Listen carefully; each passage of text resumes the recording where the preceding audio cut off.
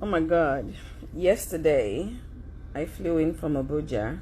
tó ẹ̀yin èèyàn wa ẹ kú déédéé wòyí ẹ kú àsìkò yìí nínú fídíò tòní lẹ́ ó ti máa gbọ́ bí Ìyábọ̀ Òjó bó ṣe pàdé LIZZY ANJORIN nínú fúláìtì kan náà ẹ̀yin èèyàn wa ǹjẹ́ ti ṣe tán láti gbọ́ àwọn ọ̀rọ̀ tí Ìyábọ̀ Òjó sọ nínú fídíò yìí ẹ farabalẹ̀ kí ẹ wá nǹkan fìdílé tàbí kí ẹ fìdílé nǹkan láti gbọ́ ohun tí Ìyábọ̀ Òjó sọ nínú fídíò yìí torí nínú fídíò yìí náà lẹ́ ó ti máa gbọ́ bí LIZZY ANJORIN náà ṣe sọ ọ̀rọ̀ bóun àti Ìyábọ̀ Òjó ṣe pàdé nínú fúláìtì kan náà ẹ̀yin èèyàn wa ẹ farabalẹ̀ kí ẹ máa bá wa ká lọ.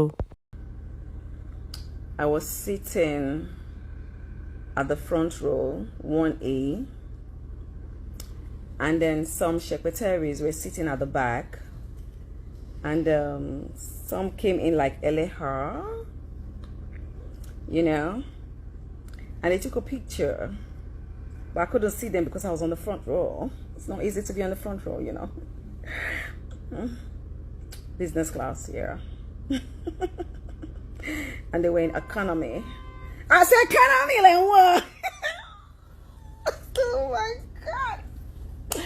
They saw me and they covered their faces. Oh my God. I thought you said you had some charms on you. You had some warrior. Yeah. You saw me and you were scared. You covered your face for me. Oh baby girl, oh my God. You just blab online. You saw me and you hid your face because I didn't see you.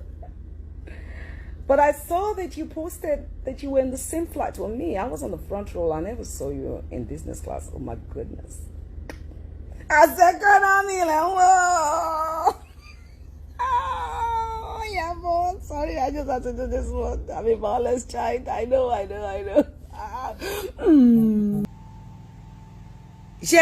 I go still post, no worry, I go still post.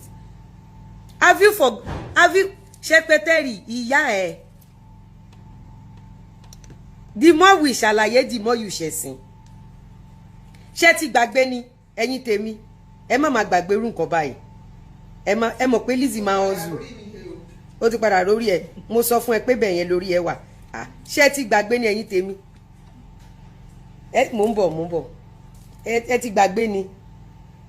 Ẹ wò see now. Ṣé ti gbàgbé ni? See Florida sef dey see. Secretary, you be bully but you no get brain. I go as they come for you. I know they prove anything